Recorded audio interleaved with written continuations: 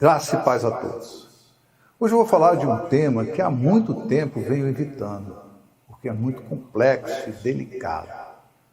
Por um lado, vejo um monte de pessoas que vão aos templos pedir bênção para Deus, mas são incapazes de ajudar quem quer que seja. E por outro lado, vejo muitos líderes que deveriam estar focados em pregar o Evangelho e ganhar almas para Deus, mas estão mais interessados em dinheiro.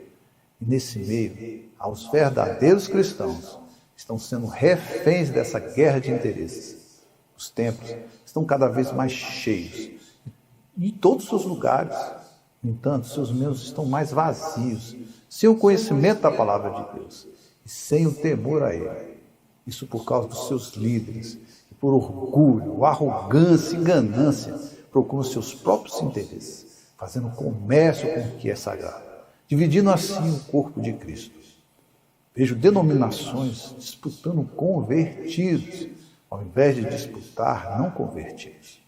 Vejo denominações competindo umas com as outras, ao invés de trabalharem juntas. E tudo isso por causa do dízimo. Mas esse dízimo deve ser cobrado dos cristãos. Em Números, capítulo 18, versículos 20 a 24, diz: Disse também o Senhor a Arão: Na sua terra herança nenhuma terás, e no meio deles nenhuma parte terás. Eu sou a tua parte, a tua herança, no meio dos filhos de Israel. E eis que aos filhos de Levi tenho dado todos os dízimos em Israel por herança, pelo ministério que executam, o ministério da tenda da congregação. A terra prometida que Israel recebeu por herança de Deus foi dividida entre as 12 tribos de Israel, contando também os filhos de José, Efraim e Manassés. Mas a tribo de Levi ficou de fora dessa divisão, porque eles foram escolhidos por Deus para cuidar da tenda da congregação. E sua herança passou a ser o dízimo, que seria dado pelas outras tribos. Nesse contexto, só a tribo de Levi poderia receber o dízimo. Mas para a maioria dos líderes cristãos, o dízimo pode ser aplicado para os templos cristãos, ou seja, por assimilação. Porque para eles, as pessoas que trabalham nos templos cristãos fazem trabalhos semelhantes aos levitas e estão servindo a Deus. Logo, o dízimo deve ser cobrado também dos cristãos. O engraçado disso é que o próprio Israel não paga dízimo nos dias de hoje, sendo que existem as sinagogas que fazem as mesmas coisas que os templos cristãos. E o motivo deles não dar mais o dízimo é que o templo de Jerusalém não se encontra em atividade. Portanto, qualquer mandamento relacionado a ele está suspenso. E o sistema sacerdotal levítico também não está em vigor. Pelo mesmo motivo, os judeus, diferentemente dos cristãos, seguem os mandamentos de Deus ao pé da letra, e assim como são hoje, eram no tempo de Jesus. Por isso, nenhum dos apóstolos exigiram dos gentios o pagamento do dízimo, porque é um mandamento para Israel. Veja que Paulo, fariseu, mestre das leis, e que se considerava o apóstolo dos gentios, nunca pregou o dízimo. O que ele pregava era a oferta. E as duas passagens onde Jesus fala do dízimo se referia aos israelitas. Não se pode usar essas passagens como a confirmação do dízimo para os cristãos. E mesmo em Hebreus 7, passagem bíblica em que Abraão dá o dízimo para Melquisedeque, o contexto mostra um outro tipo de dízimo, que seria dízimo dos dízimos, que era dos levitas a Arão. E sendo assim, não se aplica também aos cristãos. E aí resta a passagem que o autor de Hebreus mencionou. Melquisedeque, rei de Salém e sacerdote do Deus Altíssimo, mandou trazer pão e vinho e abençoou Abraão, dizendo: Bendito seja Abraão pelo Deus Altíssimo, que criou o céu e a terra. Bendito seja o Deus Altíssimo, que entregou os teus inimigos em tuas mãos. E Abraão deu-lhe o dízimo de tudo. Essa passagem mostra duas situações interessantes, sendo que a primeira mostra um rei que era também sacerdote de Deus, existindo bem antes de Israel, mostrando que Deus já era conhecido mesmo naquela época. E a segunda é o dízimo sendo dado sem haver mandamento. Abraão deu dízimo não porque era obrigado, deu dízimo por sentir no coração para dar. Porque se não há lei, não há obrigação. E nesse sentido, os cristãos também não são obrigados. Mas como Abraão, podem dar o dízimo.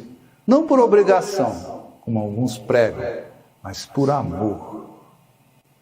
Roubará o homem a Deus? Todavia vós me roubais, e dizeis: em que te roubamos? Nos dízimos e nas ofertas. Com maldição sois amaldiçoados, porque a mim me roubais, sim, toda esta nação. Não, meus irmãos, não podemos usar essa passagem para os cristãos, porque é errado. A nação é Israel, e não somos israelitas, nem físico, nem espiritual. Somos descendentes de Abraão na fé, porque ele largou tudo e foi para uma terra que não conhecia, e por causa disso foi abençoado e justificado. Nós também somos abençoados e justificados por essa mesma fé, porque cremos em Jesus como nosso Senhor e Salvador. A antiga aliança eram as leis. Hoje temos uma nova aliança, que é a graça mediante a fé em Jesus Cristo. Porque pela graça sois salvos, mediante a fé. Isto não vem de vós, é dom de Deus, não de obras, para que ninguém se glorie. Hoje temos um novo sumo sacerdote, que é Jesus, e novos mandamentos, que são superiores aos anteriores, que é amar a Deus sobre todas as coisas, amar o seu próximo e aos irmãos de fé, e que sejamos conhecidos por esse amor. Os cristãos não são obrigados a dar o dízimo, porque é um mandamento para Israel, mas não quer dizer que não deve dar. Toda ação de um cristão deve ser motivada por amor. Então, se sentir no coração que deve dar, dê, mas não esperando nada em troca, porque não podemos comprar Deus. Também temos que ter um entendimento que os templos das várias denominações precisam de manutenção. Têm suas despesas que precisam ser custeadas pela comunidade. Inclusive o líder deve ser mantido pela comunidade, caso precise. Assim ordenou também o Senhor aos que anunciam o Evangelho, que vivam do Evangelho. Mas eu de nenhuma dessas coisas usei. Não escrevi isto para que assim se faça comigo, porque melhor me fora morrer do que alguém fazer vã esta minha glória. No contexto desse texto, Paulo mostra que, apesar de ter todo o direito de ser mantido pela igreja, preferia não receber nada, porque ele fazia de boa vontade e, pregando de graça, estaria livre para alcançar tanto os judeus como os gentios, e assim salvar alguns. Paulo não queria que o seu custeio fosse um obstáculo para alguém, por isso ele trabalhava. O líder tem todo o direito de ser mantido pela comunidade, mas precisa ter em mente que ele está ali para servir e não ser servido. E o que recebe não é para enriquecer, mas para se manter, para que haja mantimento em sua casa. A prioridade é ganhar almas para Deus e ajudar os necessitados. A prioridade não pode ser o dinheiro. Se o dinheiro é a prioridade, está no lugar errado. Portanto, se já ressuscitaste com Cristo, buscais as coisas que são de cima, onde Cristo está assentado à destra de Deus. Pensai nas coisas que são de cima, e não nas que são da terra, porque já estáis mortos, e a vossa vida está escondida com Cristo em Deus. Que Deus abençoe a todos. Fique na paz do Senhor.